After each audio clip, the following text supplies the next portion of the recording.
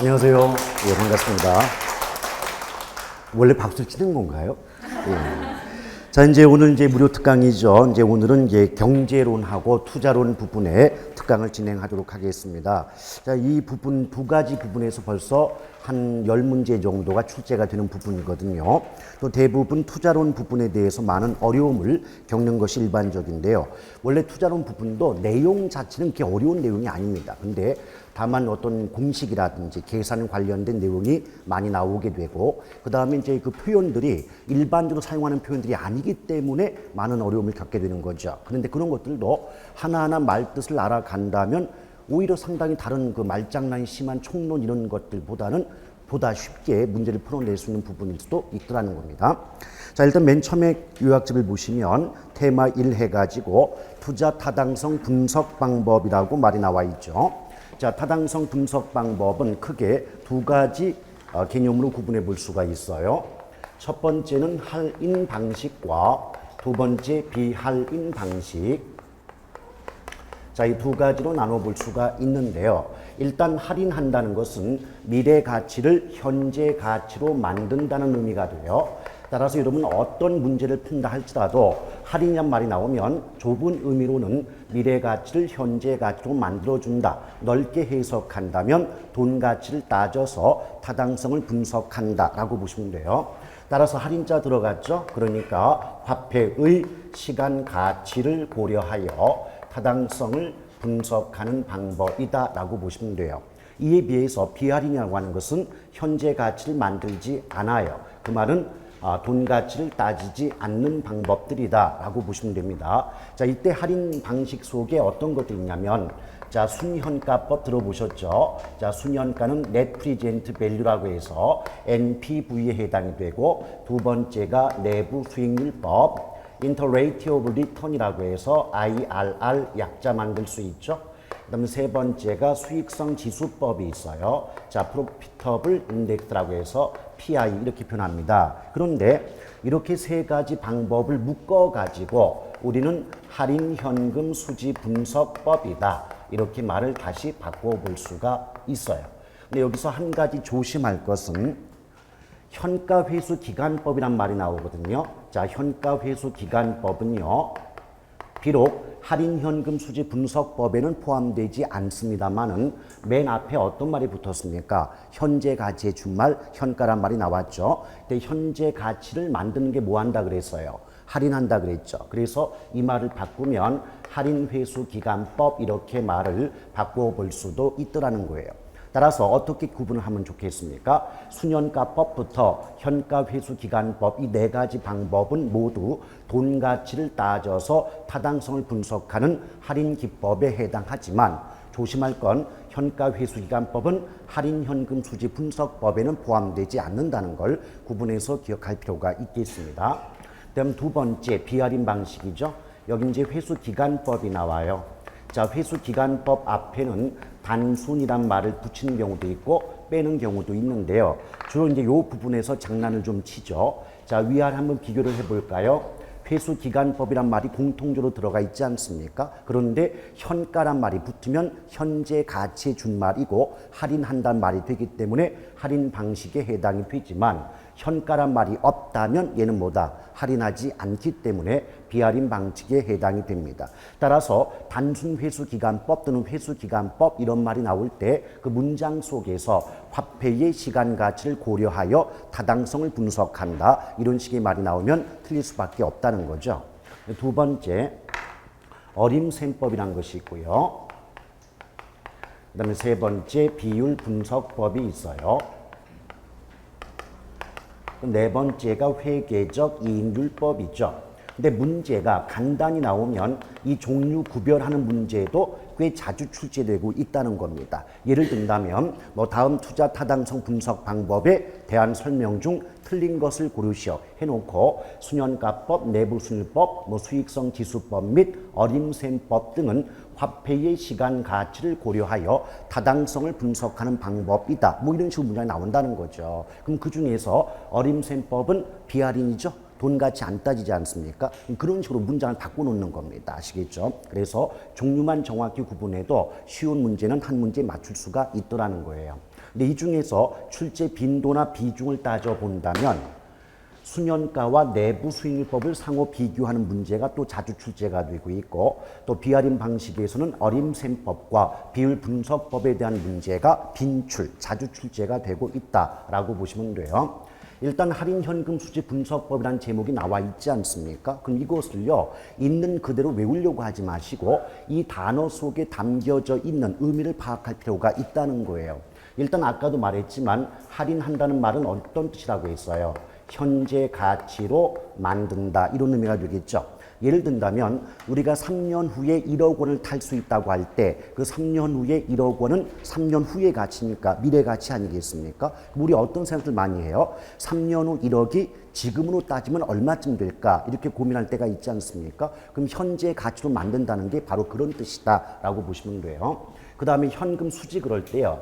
요 수지는 뭐 개인적으로 뭐 수지를 좋아하긴 합니다만은 여기서 말하는 수지는 그 수지가 아니죠. 바로 수입 또는 수익과 지출을 의미한다라고 보시면 돼요. 아시겠죠? 따라서 현금이 들어오고 나간다, 이런 의미가 되는데, 근데 문제는 뭐냐면 한 가지 여쭤볼게요. 우리 투자의 목적은 돈을 벌기 위한 거죠. 좀 예쁘게 포장하면 수익의 획득이 목적이다, 이렇게 말하는데, 그때 투자로 인하여 발생하는 수익은 투자와 동시에 현재 시점에서 발생합니까? 일정 기간 후 미래에 발생합니까? 그렇죠. 수익은 바로 발생하는 게 아니잖아요. 그렇죠? 따라서 이때 들어오는 수입과 지출도 현재의 수입과 지출이 아니라 장래, 미래에 예상되는 수입과 지출이다, 이런 의미가 돼요. 오케이? 그럼 어때요? 장래라는 말이 들어가면 그것은 시점을 따지면 현재입니까? 미래입니까? 미래죠. 그런데 맨 앞에 무슨 말 붙었어요? 할인자 붙었죠. 따라서 뭐다? 미래의 수입과 지출을 무슨 가치로? 현재 가치로 만들어서 비교하고, 그래서 여기 얼마만큼의 떡고물이 있는가 없는가, 투자할 만한 가치가 있겠는가 없겠는가, 이걸 분석하는 방법이 바로 할인 현금 수지 분석의 의미다, 그 말이에요. 오케이? 그럼 이 말을 예쁘게 한번 포장해 본다는 거죠. 개론은 내용이 어려운 게 아니라 포장이 어렵습니다. 그 표현 자체 때문에 많은 어려움을 겪게 되는 거거든요. 한번 따져볼게요. 자, 여기서 말하는 수입과 지출은 장래 예상되는 현금 유입이다, 이렇게 말을 합니다. 자, 일단 장래니까 시점이 뭐다? 미래가 되죠. 그러면서 유입한다는 건 들어오는 거예요, 나가는 거예요? 유입은 들어오는 거죠. 따라서 이것이 수입 또는 수익을 의미한다라고 볼 수가 있죠. 또한 지출 비용도 마찬가지예요. 장래 예상되는 현금 유출 그랬어요. 자, 유출은 나가는 거죠. 그래요. 따라서 이때 들어오는 것도 장래 일정 기간 후 미래에 들어오고, 나가는 것도 일정 기간 후 미래에 들어와요. 그런데 맨 앞에 어떤 말 나왔다고요? 할인자 나왔다고요. 그럼 무슨 가치로 바꾼다고요? 현재 가치로 바꾼다고요.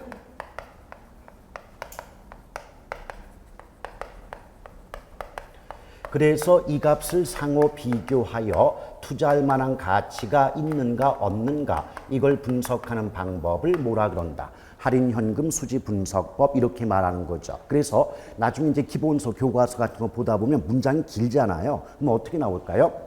할인 현금 수지 분석법이란 장래 예상되는 현금 유입의 현재 가치와 장래 예상되는 현금 유출의 현재 가치를 상호 비교하여 투자 타당성을 분석하는 방법이다, 이렇게 쓰여져 있지 않습니까? 근데 그걸 내용도 모르고 있는 그대로 읽어버리잖아요. 뭔 말인지 알아들을 수가 없다는 거죠. 오케이? 왜 현재 가치란 말이 나온다? 현재 가치로 만드는 방법이니까 할인자가 들어가잖아요. 그래서 현재 가치로 만든다는 말이 나올 것이고, 들어오는 건 수입이니까 유입자가 나오고, 나가는 건 지출이니까 유출이란 말을 쓸 뿐이다, 이 말입니다. 아시겠죠?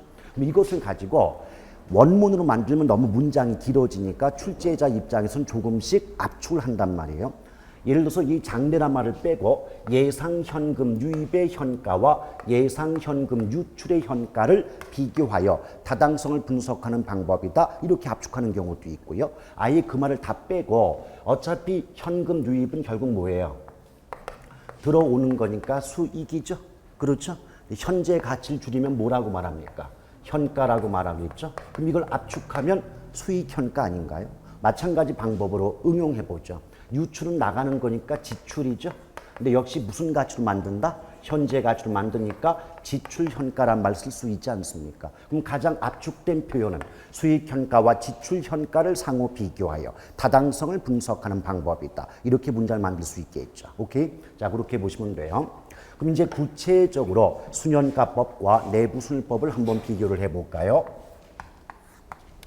자, 근데 순현가도요, 원래는 순현재 가치라고 말하는데 이걸 줄이면 순현가 이렇게 말합니다. 네, 자, 압축을 한번 해보죠. 압축한 말대로 바꾸면 수익현가에서 지출현가를 빼고 남은 값이 뭐다? 순현가다. 이렇게 말할 수 있죠. 근데 이것도요, 이대로 외우려고만 하지 마시고 항상 어떤 공식도 구조를 파악할 필요가 있다는 거예요. 여기서 수익과 지출한 말이 없다고 보자는 거죠. 현가만 남았죠. 그럼 현재 가치에서 현재 가치를 빼주면 남는 것도 현재 가치 아닙니까? 그렇죠. 그런데 수익에서 지출을 빼주면 남는 게 순수익 아닙니까? 그러니까 순현재 가치란 말이 나올 수밖에 없는 거죠. 아시겠죠? 자, 그렇게 의미를 파악하시면 돼요. 자, 그런데 이걸 가지고 이제 문장을 마구잡이로 만듭니다. 자, 맨 처음에 했던 문장을 여기 한번 대입을 해볼까요? 순현가란 장래 예상 현금 유입의 현재 가치에서 장래 예상 현금 유출의 현재 가치를 공제 차감한 값이다. 맞습니까? 공제 차감한다는 뭐예요? 뺐다는 거예요. 근데 저는 이게 요 수익평가가 요 긴 문장을 압축한 게 수익평가 아닙니까? 또 이렇게 긴 문장을 또 압축한 게 지출평가라고 말할 수 있지 않습니까? 이해가시겠어요? 그래서 아주 간단히 말하면 순현가란 수익평가에서 지출평가를 공제한 값이다 할 수도 있겠지만 긴 문장으로 바꾸면 장래 예상 현금 유입의 현재 가치에서 장래 예상 현금 유출의 현재 가치를 공제 차감한 값이다. 이렇게 문장을 늘릴 뿐이다 그 말이에요. 어차피 내용 해석하면 똑같은 말인 거죠. 아시겠죠? 자, 그런데 이때 요 수익의 성격을 한번 따져보자는 겁니다. 여러분, 분명히 여러분이 아까 인정하신 것처럼 투자의 결과 수익은 언제 발생한다고요? 미래에 발생한다라고 했죠. 그러므로 이때 수익은 성격상 장래 예상 수익이라고 말할 수 있지 않겠습니까? 그렇죠? 그리고요, 여러분이 투자자 입장에서 한번 생각해 보자는 거죠. 투자랑 공부할 때는 누구 입장에서 보자? 여러분 스스로가 투자자라고 생각하고 그 문장을 읽으시면 금방 이해가 돼요. 근데 여러분들은 그런 생각 안 하시고 지문만 읽어보니까 상당히 어려움을 느끼죠. 그럼 여러분들이 만약 투자자라고 한다면 내가 요번에 어디에 투자해서 얼마만큼의 이익이 나왔다라고 할 때는 그 수익은 세금을 빼기 전의 수익을 가지고 얘기할까요? 세금까지 다 빼고 남은 수익 갖고 얘기할까요? 세금까지 다 빼고 남은 수익 갖고 얘기하는 게 당연한 거 아닙니까? 그러면 당연히 이때 수익은 성격상 세후 수익이라고 말할 수 있겠냐 이 말이에요. 오케이? 근데요, 세후 수익은요 또 어떻게 구별되냐면 여러분 영업수지라는 말 들어보셨습니까? 영업수지. 응? 우리가 그렇다면 요거 한번 여쭤볼게요. 투자는 취득과 운영과 처분의 개념이 모두 포함되는 개념이라고 알고 계시죠?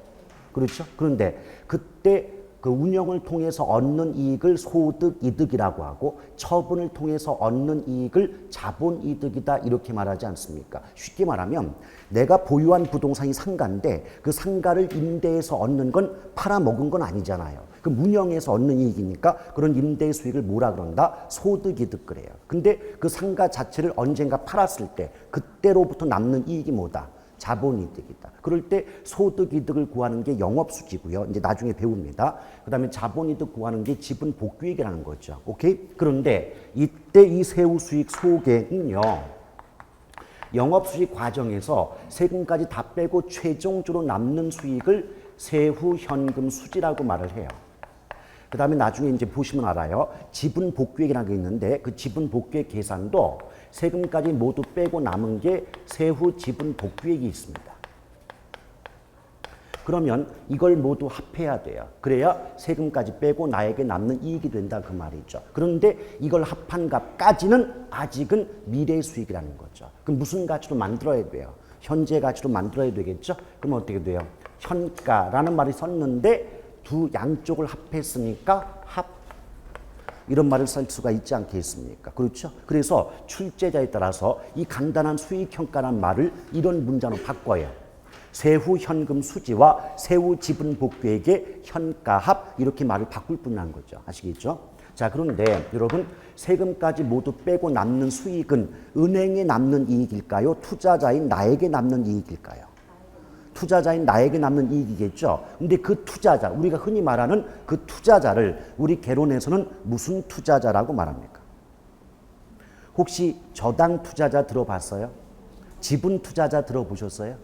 지분 투자자, 투자자에는 자, 지분 투자자와 저당 투자자란 말이 있거든요. 근데 이런 말들이 처음에 볼 때는 익숙하지 않으니까 어렵단 말이에요. 그렇죠? 그런데 지분 투자자는 우리가 말할 때는 투자자를 의미하는 것이고 저당 투자자는 원래 대출 기관인데 쉽게 그냥 은행이라고 보시면 돼요.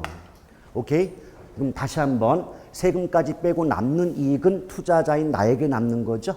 근데 그걸 개론으로 따지면 무슨 투자자에게 남는다. 지분 투자자에게 남는 거죠. 그럼 이런 말 쓸 수 있겠나요? 지분 투자자에게 남는 수익이니까 지분 수익의 성격을 갖는다 라고 말할 수 있겠습니까? 이때 지분 수익의 의미가 뭐다? 지분 투자자, 즉 투자자에게 남는 이익 이런 뜻입니다. 근데 이걸 왜 알고 있어야 되느냐? 얘 때문에 그래요. 여러분 투자를 할 때 지출, 내 주머니에서 나가는 돈은 결국 투자액이지 않겠습니까? 그렇죠? 근데 다시 한번 여쭤보죠. 우리가 투자를 하다 보면 내 돈도 있겠지만 남의 돈도 빌려오겠죠. 그럼 남한테 빌려오는 그 돈을 네 글자로 뭐라 그래요? 타인자본. 타인자본. 두 글자로. 부채예요. 왜? 남한테 빌려온 돈은 언젠간 갚을 빚이잖아요. 그러니까 빚이니까 부채가 돼요. 오케이? 그 다음에 원래부터 내가 가지고 있던 돈을 네 글자로 자기자본. 네 글자니까. 그렇죠? 자기자본. 그럼 두 글자로는 지분 그러잖아요. 그렇죠? 지분. 그럼 이 말씀 왜 듣느냐? 내 돈과 남의 돈을 모두 합한 게 총자본이에요. 총자본. 그 총자본은 총투자액과 같은 말이에요. 내가 10억을 투자한다. 그때 6억 빌려왔다. 그럼 내 돈 4억에 남의 돈 6억 합해서 투자한 셈 아닙니까? 그렇죠? 그런데 따라서 이때 지출은 투자액인데 조심할 게 뭐다? 총투자액이 아니라 지분 투자액, 내 돈을 뺀다는 거예요. 왜 그럴까요? 봐요. 이 수익 누구에게 남는 수익이죠? 투자자인 나에게 남는 수익이죠? 그럼 빼는 투자 금액도 지분 투자액, 내 돈을 빼야지 앞뒤가 맞잖아요. 이해가시겠습니까? 그래서 보통 이걸 가지고 지분자가 들어가야 되는데 뭐 총투자액을 뺀다 이런 식으로 바꿔가지고 여러분의 혼란을 유발하는 경우가 일반적이라는 거죠. 오케이? 다시 한번. 이때 수년제 가치는 수익현가에서 지출현가 빼줍니다. 근데 그때 수익은 투자자 A, 투자자인 내게 남는 수익이다. 그러니 빼는 투자 금액도 내 돈을 빼야 앞뒤가 맞는 거지. 수익은 내 수익인데 빼는 투자 금액은 네 돈, 내 돈 모두 합친 걸 빼는 건 이론적으로 맞지가 않지 않습니까? 아시겠죠? 그럼 이걸 가지고 제가 이제 어려운 문장을 한번 만들어 보겠습니다. 순현가란 세후 현금 수지와 세후 지분 복귀액의 현가 합에서 지분을 공제 차감한 값이다. 맞습니까? 봐봐요. 지출현가가 지분이잖아요. 수익현가 이렇게 말한다 그랬잖아요. 그럼 어때요? 세후 현금 수지와 세후 지분 복귀액의 현가 합은 수익현가를 의미할 것이고 지분이란 말은 뭐다? 지출현가, 투자액을 의미하겠죠. 오케이? 그러니까 여러분들 이런 것들 때문에 굉장히 어려움을 느끼는 거예요. 어떤 때는 되게 쉬워 보이는데 또 어떤 문장 나오면 듣도 보도 못한 표현이 나온다 이 말이죠. 아시겠습니까? 그래서 지금 설명드린 이런 표현들은요. 수년가를 의미하는 내용 중에서는 가장 난이도가 높은 표현들이다 그 말이에요. 아시겠죠? 왜 지분을 뺀다? 나에게 남는 것도 지분 수익이니까 빼는 금액도 지분을 뺀다. 아시겠죠? 자, 그런 거 잘 기억을 하시길 바랍니다. 자, 그런데 말이죠. 이때 수익은 분명히 장래 수익이잖아요. 미래의 수익이죠. 그럼 돈 가치를 따지면 현재 가치, 미래 가치. 미래 가치죠. 그럼 분명히 미래 가치인데 분명히 뭐예요? 할인자가 붙었으니까 무슨 가치로 만든다? 현재 가치로 만들어줘야 되겠죠. 그래서 이 미래의 수익을 현재 가치로 만들어줘야 된다는 거죠. 이때 이용하는 게 여러분 일시금의 현가계수라는 말 들어본 적 있습니까? 그 일시불의 현가계수를 적용해 줘야만 현재 가치를 만들 수가 있다는 거죠. 지금 당장 계산은 불필요하니까 이런 구조만 일단 파악을 하시길 바랍니다. 그럼 예컨대 장래 수익을 현재 가치로 만들었더니 1억이 나오더래요. 그런데 현재 시점의 지분 투자 금액도 1억이더래요. 그럼 1억에서 1억을 빼면 얼마가 나와요? 수년제 가치는 0이 나올 수밖에 없겠죠. 그럼 여러분 생각으로는요. 이게 뭐 지금 문제를 맞추라는 뜻이 아니니까 여러분 생각으로는 지금 들어오는 수익과 나가는 지출이 같아서 수년가가 0이 된다면 여러분 입장에선 여기에 투자를 할 것 같아요? 안 할 것 같아요? 그래서 여러분은 틀려요. 수년가가 0이면 투자합니다. 근데 이 뜻을 알아야 돼요. 봐봐요. 지금 어찌됐든 간에 수년가가 0값이 나왔잖아요. 이 말의 뜻은 뭐냐면 자, 여러분 투자자 입장에서 원하는 수익률을 요구 수익률이라고 하는 것 아시죠? 또 투자 대상으로부터 예상되는 수익을 내부 수익률이라고 하는 것 알고 계시죠? 오케이? 그런 의미는 알고 있잖아요. 그럴 때 내부 수익률과 그 다음에 투자자가 원하는 요구 수익률 값이 같다는 뜻이에요. 무슨 말인지 아시겠습니까? 자, 여기서 만약에 이런 경우 있잖아요. 설마 지금 내부와 요구 수익률 의미를 모르시는 건 아니죠? 예. 자, 그럴 때 요구 수익률이, 그러니까 투자자 입장에서 나는 10% 이상 나오면 투자하려고 마음을 먹었다는 거예요. 그 10%는 뭐다? 누구 입장에서? 투자자 입장에서.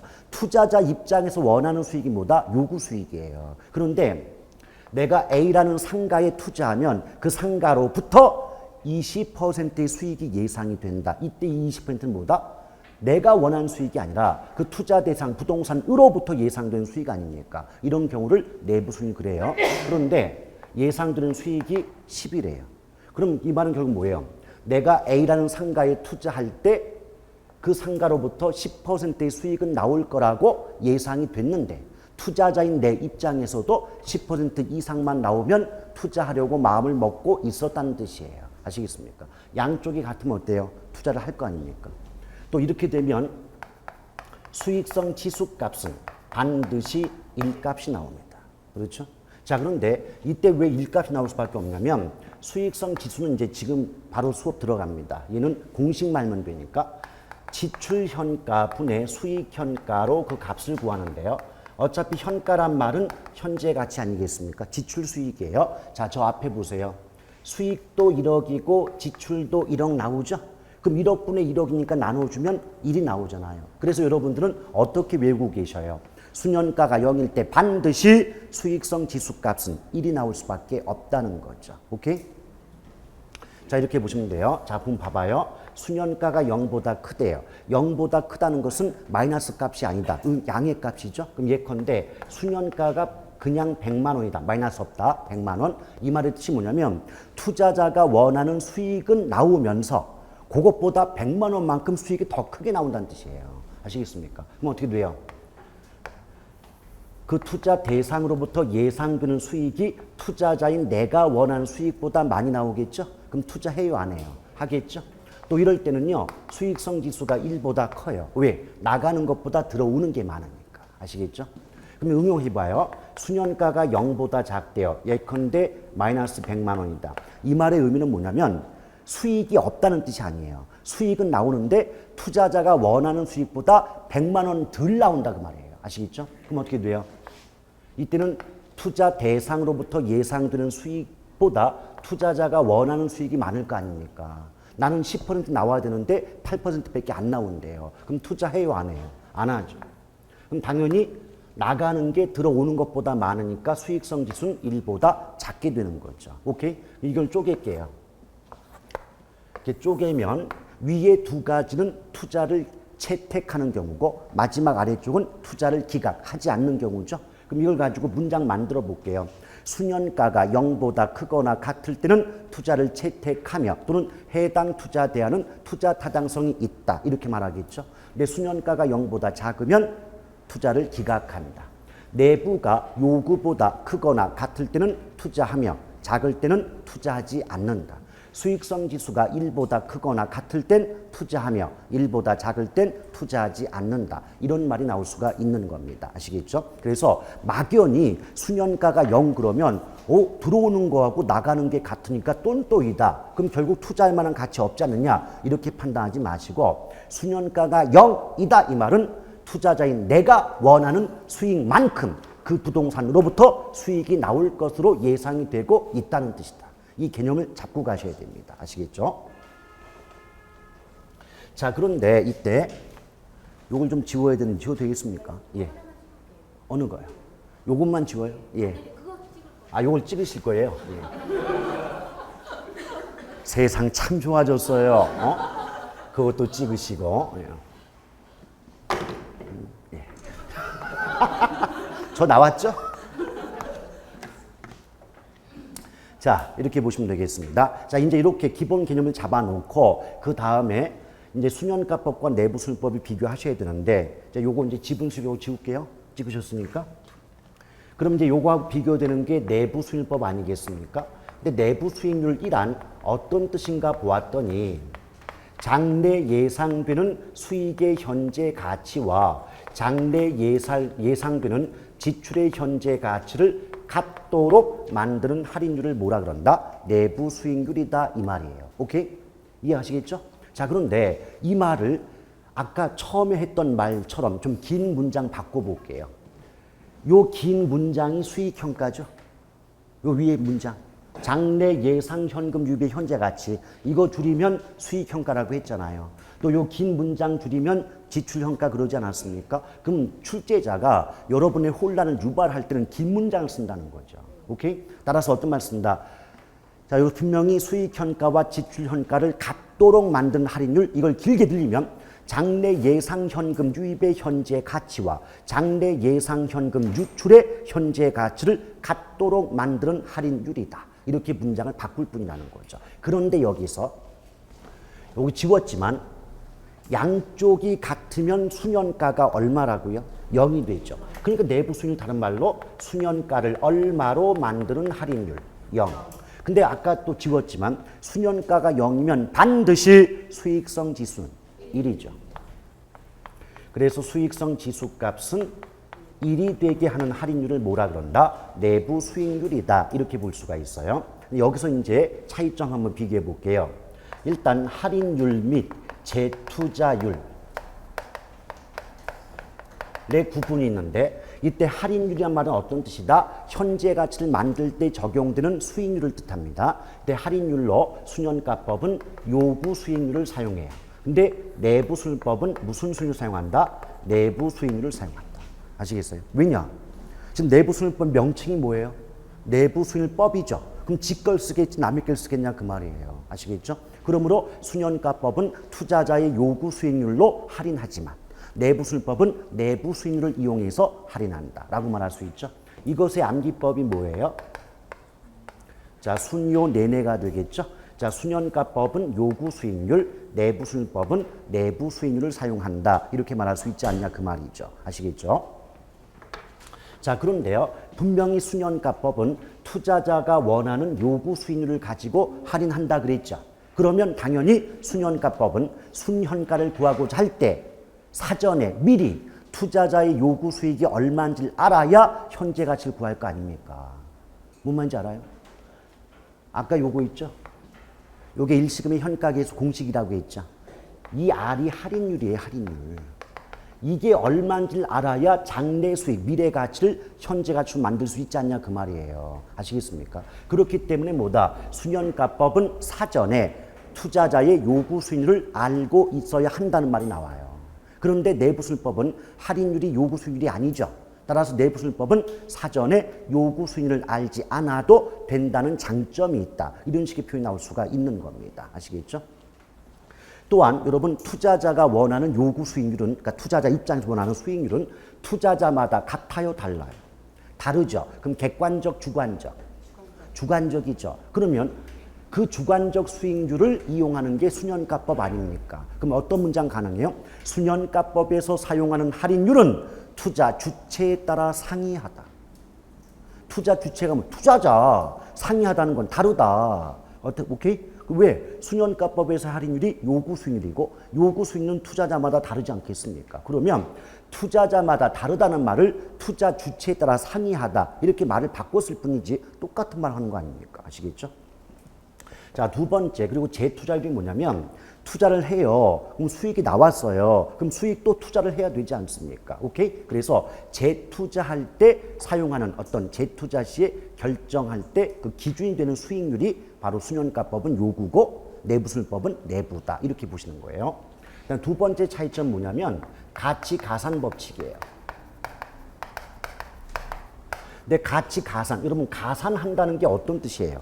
더한다의 뜻 아닙니까? 그렇죠. 그래서 가치가산 법칙이 성립이 된다는 건 더하기가 된다는 뜻이고 안 된다는 건 더하기가 안 된다 그 말이에요. 근데 수년가법은 가치가산 법칙이 성립이 되고 내부술법은 성립되지 않습니다. 그럼 과연 이건 무슨 말인가?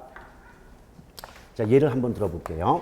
자, 여기 A와 B라는 두 개의 투자 대안이 있대요. 그런데 순현가와 내부 수익률을 비교해 보니까 A는 A에 투자하면 수년가가 100이 나오고 B에 투자하면 수년가가 300이 나온대요.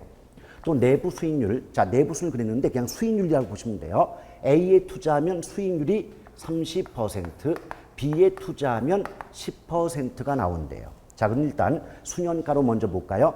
A, B 모두가 수년가가 0보다 크죠. 아까 봤듯이 수년가는 0보다 크면 타당성 있는 거 맞죠? 오케이? 그럴 때 일단 그건 좀 제가 따로 말씀드릴 게 있어요. 요 100 더하기 300은 얼마일까요?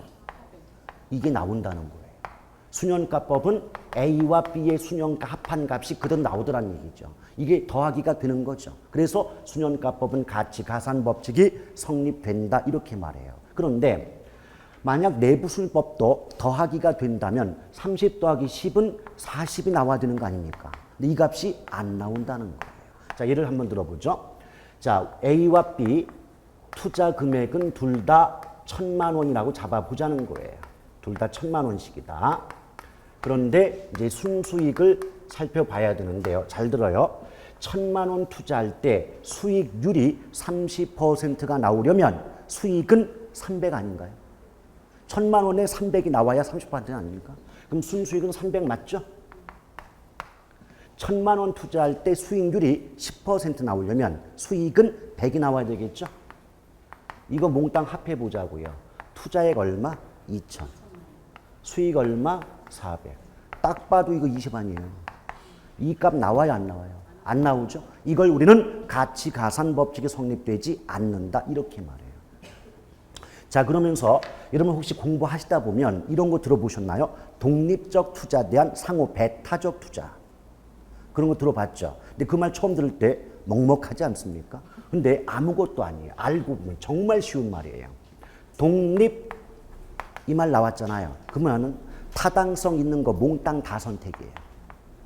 자, 타당성이 있는 거는 있는 것 몽땅 모두 다 선택한다. 이게 독립이에요. 그럼 상호 배타 이 말은 타당성 있는 것 중에서 가장 큰 거 하나 선택. 아시겠죠? 자, 그럼 봐봐요. A와 B 모두가 수년가 둘 다 어때요? 0보다 다 크죠? 그럼 둘 다 타당성 있는 거 맞죠? 그럼 만약 독립적 투자는 그러면 A와 B를 모두 선택한다는 말이 답이에요. 근데 상호 베타 그러면 어차피 수년가의 의미가 아까 봤지만 제가 지웠지만 순수이익의 의미거든요. 그럼 순수이익은 클수록 좋잖아요. 그렇죠? 그럼 어때요? 100, 300 모두 수년가 0보다 크니까 타당성 있지만 그 중에서 좀 더 타당성이 큰 쪽은 B죠. 300이죠. 그럼 어때요? 상호 베타 그러면 뭐만 선택한다? B만. 그럼 수년가법으로는 A보다 B가 좀 더 우월한 투자 대안이라고 판단해 볼 수가 있는 거 아닙니까? 이해하시겠어요? 그런데 내부술법은요. 상식이죠. 수익률은 큰 게 좋잖아요. 큰 게 좋아요. 따라서 만약 독립적 그러면 수익률법도 A, B 모두가 타당성이 있다라고 얘기합니다. 왜? 왜 이것만 가지고 어떻게 타당성 있다고 말을 해요? 요구 수익률이 없는데 아니거든요. 요구 수익이 없어도 할 수 있거든요. 왜? 수년가가 둘 다 0보다 크죠. 수년가 0보다 크다고 나오면 무조건 요구 수익률보다 내부 수익률이 큰 값이 나옵니다. 따라서 별도로 요구 수익률이 몇 %라는 말이 없다 할지라도 이미 이 값은 둘 다 뭐다? 요구 수익률보다 높은 값이 됩니다. 아시겠죠? 그럼 당연히 뭐예요? 독립적 그러면 수익률법으로도 A, B 모두 선택한다가 나오겠죠. 근데 상호 베타 그러면 좀 더 수익률이 큰 쪽을 선택할 거 아닙니까? 그럼 어때요?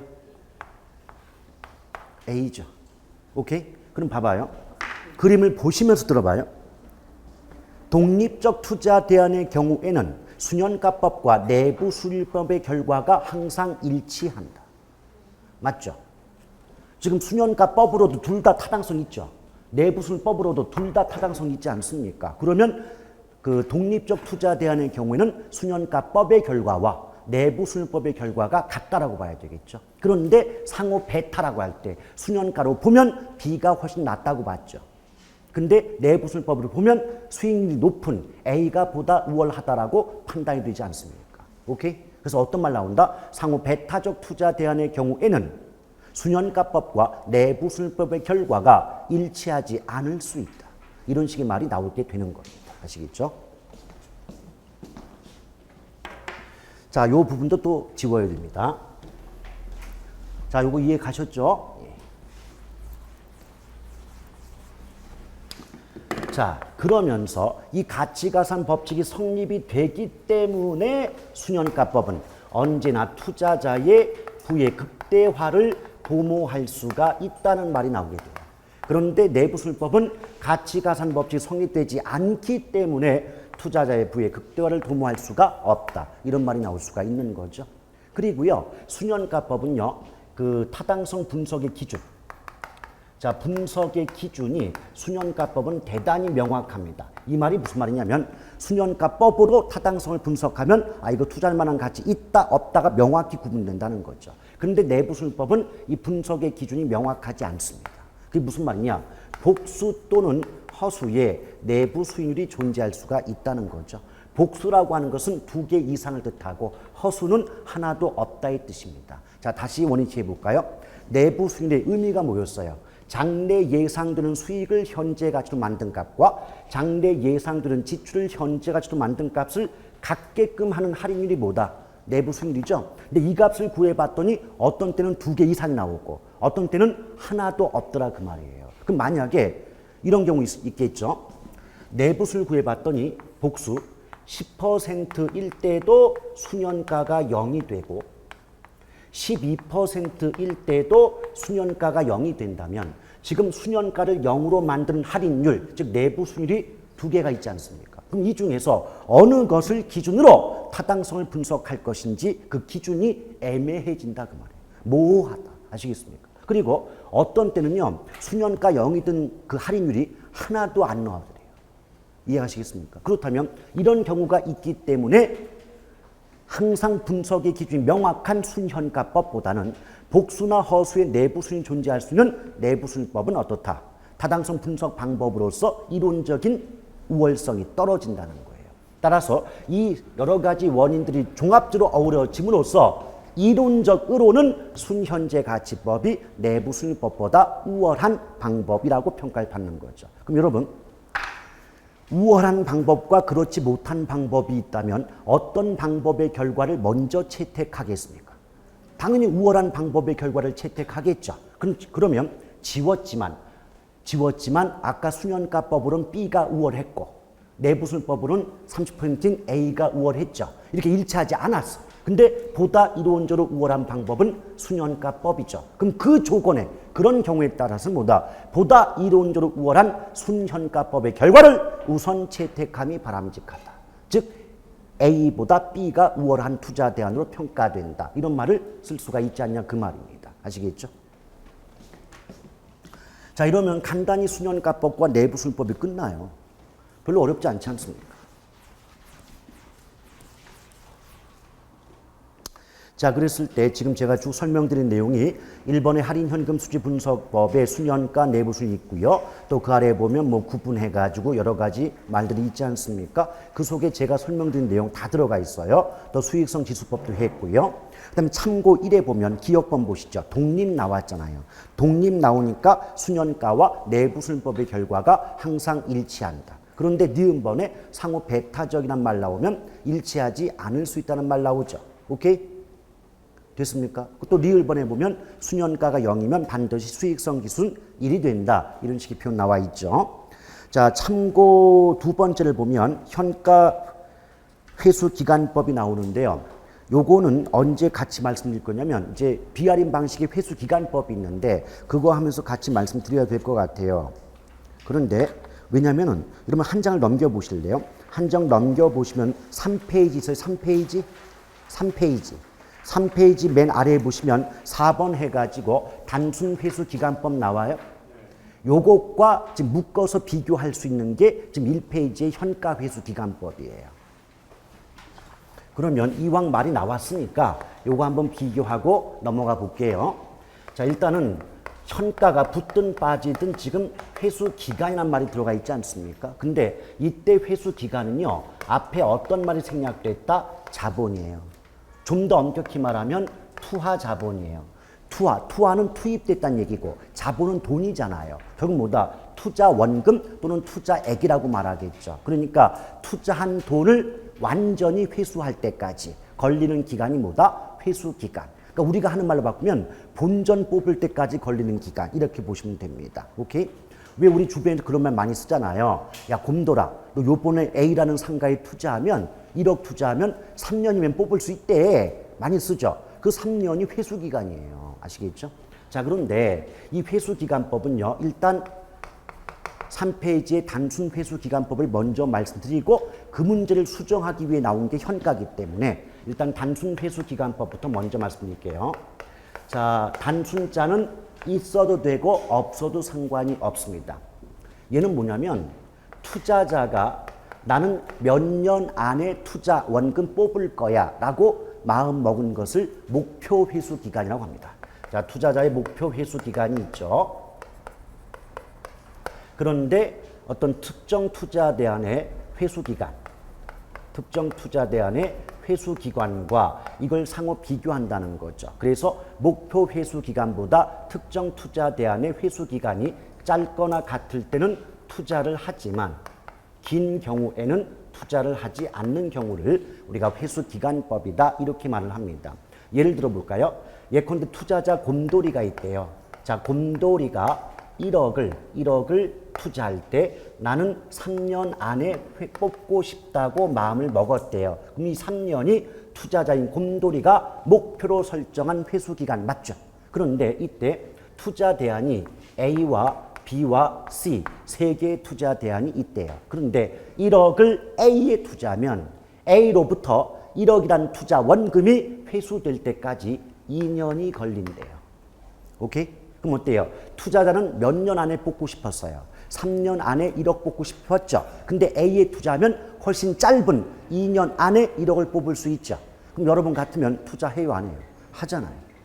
자, B에 투자하면 3년이 걸린대요. 그럼 어때요? 어차피 투자자가 3년 안에 뽑고 싶었는데 B에 투자하면 자기가 마음먹었던 기간 안에는 투자한 돈을 뽑을 수 있지 않습니까? 그럼 투자한다 안 한다? 해요. 근데 C에 투자하면 4년 걸린대요. 한다 안 한다? 안 한다. 아시겠죠? 그래서 이걸 가지고 문장을 만들면 투자자의 목표 회수 기간보다 특정 투자 대안의 회수 기간이 짧거나 같은 경우에는 투자를 채택하는 반면 긴 경우에는 투자를 기각한다. 이렇게 말이 나올 수가 있는 거죠. 오케이? 그럼 이제 구체적으로 한번 따져볼까요? 자, 예를 들었을 때 투자자 보라돌이가 있어요. 투자자 보라돌이가 자, 뭐 간단히 말씀드리면 뭐 1,000만 원. 1,000만 원을 투자하는데 얘는 3년 안에 투자한 1,000만 원을 회수하고 싶어 한대요. 이럴 때 자, A, B, C 세 개의 투자 대안이 있다면 표가 어떻게 나온다? 0, 1, 2, 3, 4 이렇게 표가 나온다는 거죠. 항상 표는 0자가 붙어요. 이 0은 뭐다? 투자 시점 현재입니다. 투자 시점 현재. 그러면 전부 표에 어떤 말 나와요? 전부 마이너스 1000 이렇게 나옵니다. 자, 1000만 원은 투자 금액 맞죠? 근데 왜 마이너스가 붙었을까요? 그렇죠. 1000만 원 투자한다는 말은 1000만 원이 내 주머니에서 빠져나간 거 아닙니까? 그래서 마이너스를 붙이는 거죠. 그래서 투자액 앞에는 항상 마이너스를 붙입니다. 근데 A에 투자하면요.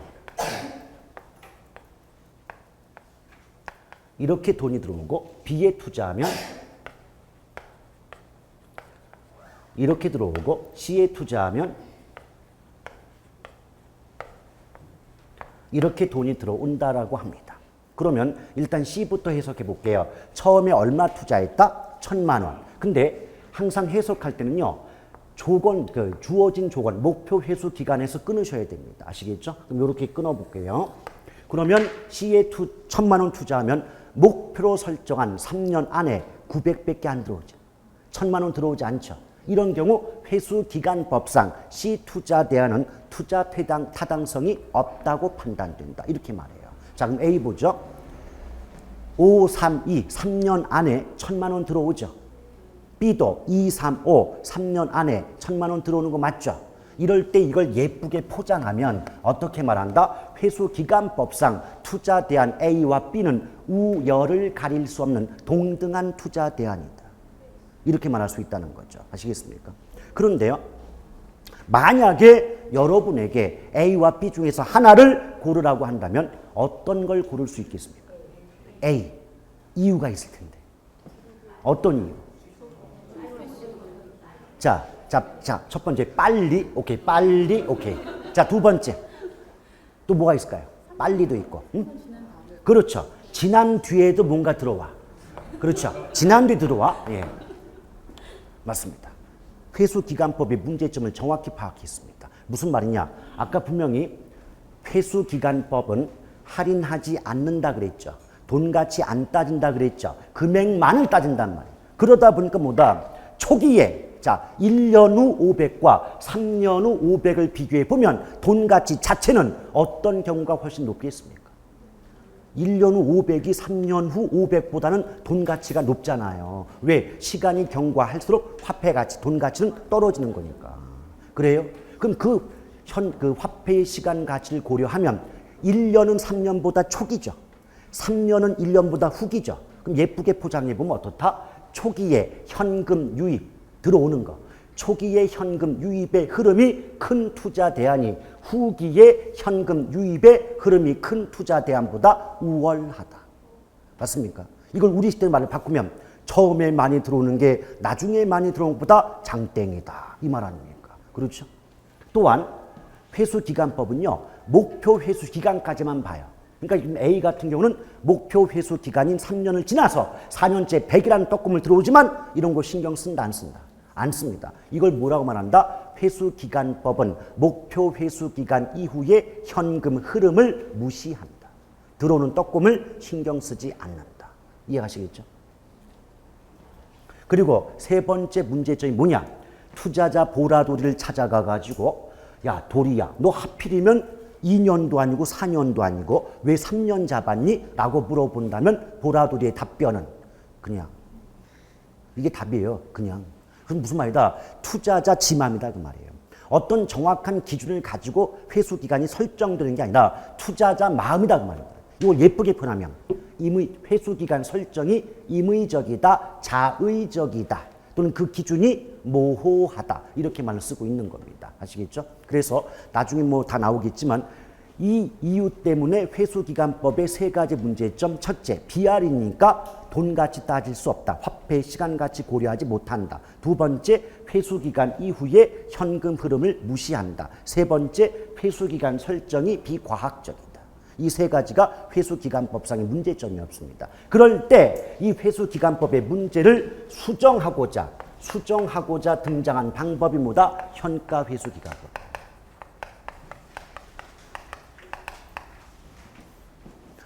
근데요, 별거 아니에요. 여러분, 그냥 회수기간법은 금액만 따졌잖아요. 금액만 따졌죠? 근데 봐요. 지금 1 해놓고 500이 들어온다는 건 1년 후에 500 들어온다는 얘기 아닙니까? 그렇죠? 1년 후죠. 그럼 이때 500은 현재 가치, 미래 가치. 1년 후니까. 후자 들어가면 미래잖아요. 그렇죠. 그런데 현가 회수기간법은 현가란 말이 있기 때문에 이 값을 모두 현재 가치로 바꾸는 거예요.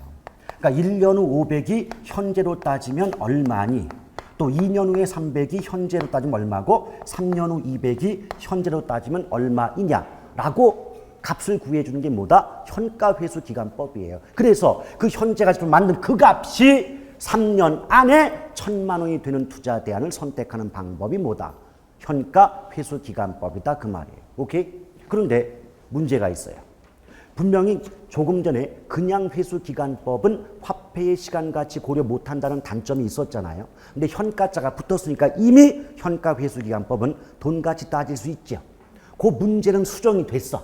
그런데 현가회수기간법도 목표로 정한 기간 이후에 들어오는 떡곰을 신경 안 쓰고 또한 회수기간 설정이 비과학적인 문제는 동일하게 있다 그 말입니다. 아시겠어요? 그러면 이런 말 가능하겠습니까? 회수기간법상의 문제점을 수정하기 위하여 현가회수기간법이 등장하였다. OX. 지금 계속한 게 회수기간법 아닙니까? 그렇잖아요. 회수기간법의 문제점 뭐라 그랬어요? 돈가치 못 따진다. 회수기간 설정이 비과학적이다. 그 다음에 회수기간 이후에 현금 흐름을 신경 쓰지 않는다. 무시한다 그랬잖아요. 근데 그 중에서 돈가치 못 따진다는 문제점을 수정하기 위해서 현가회수기간법이 등장했다 하지 않았습니까? 그럼 그걸 문장으로 바꾸면 회수기간법상의 문제점을 수정하기 위하여 현가회수기간법이 등장하였다는 말은 당연히 맞는 말이잖아요.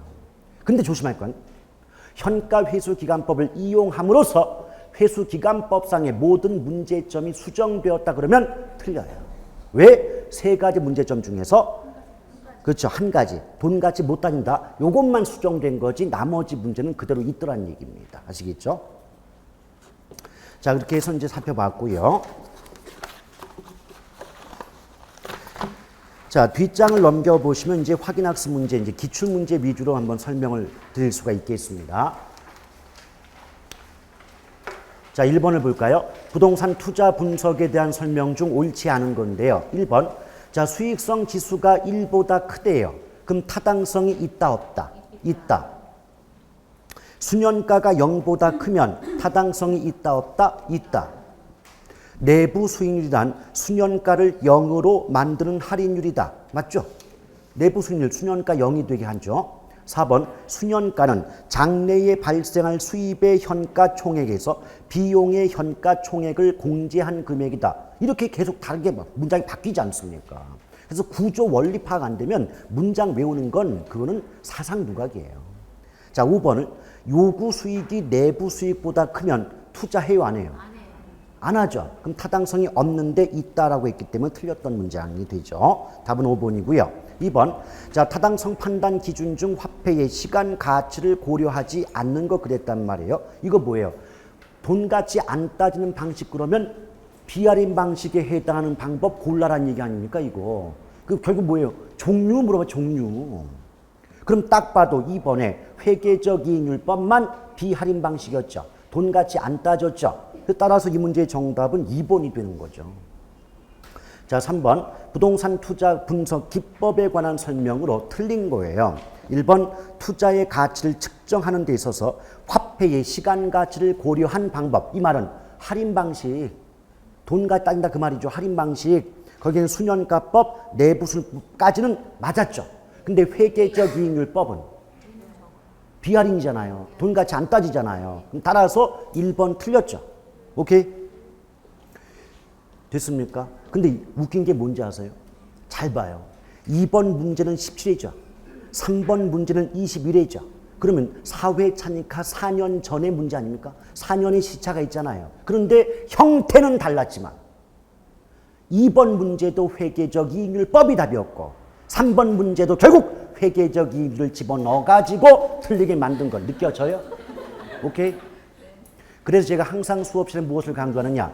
가장 중요한 문제는 기출문제고 기출문제를 되도록 많이 익혀놓고 기출문제에 등장했던 지문들을 익숙해진다면 정답은 그냥 고를 수가 있다는 겁니다. 아시겠어요? 근데 이런 경우가 있습니다. 우리 학계로는 유일하게 학문이다 보니까 이 출제하는 분들이 존심이 엄청 강해요. 그래서 남들이 쓰는 말을 그대로 베껴 쓰지 않습니다. 베껴 쓰진 않는데 이게 보기 5개를 새롭게 만들려다 보니까 쉽지만은 않은 작업이란 말이죠. 그럼 어떻게 합니까? 한 2개 정도는 지가 새롭게 만들고 나머지 3가지 정도는 앞서서 나왔던 문장을 다시 베끼는데 완전히 똑같이 베껴버리면 속된 말로 쪽팔려 죽지 않겠습니까? 그래서 같은 말인데 단어 하나 요것만 바꿨어. 아시겠어요? 그래서 기출문제를 많이 보고 그 지문이 익숙해지잖아요. 그럼 어디서 많이 봤던 거 나오면서 답을 찍는단 말이에요. 그게 알고 찍는 게 아니지만. 아시겠습니까? 여러분들이 알고 찍는 게 몇 개 있어요. 그냥 거기 개로는 그냥 이건가 보다 하고 이제 하는 건데. 그래서 우리가 법 과목 점수가 개론 점수보다 높게 나올 수밖에 없는 것은 법 과목은 배운 표현 자체가 배운 그대로 나오잖아요. 배운 그대로 나오니까 이건 맞아 틀리가 느껴져요. 근데 학계론 이제 내용 설명드리면 거의 내용은 이해를 하신단 말이에요. 그러네 하면서. 근데 왜 문제를 못 푸느냐? 배운 대로 표현이 그대로 안 나오니까. 자꾸 바뀌어지니까. 이것 때문에 틀리는 거지 내용이 어려운 게 아니거든요. 그런데 그 바뀐 표현들도 하나하나 그 문장을 해석할 수 있는 능력을 키운다든지 그 속에 담겨져 있는 의미가 무엇이고 그런 말이 왜 나올 수밖에 없는가 원리가 파악되잖아요. 정말 개론만큼 점수 높게 올릴 수 있는 과목도 없습니다. 자, 그래서 어쨌든 여기까지 문제를 풀어봤고요. 시계가 없어서 지금 시간이 얼마나 가는지 모르겠어요. 지금 저 시계 몇 시입니까? 11시 5분입니까? 그럼 이제 한 50분 이상 지나간 건가요? 예, 그러면 잠깐 쉬었다 갈게요.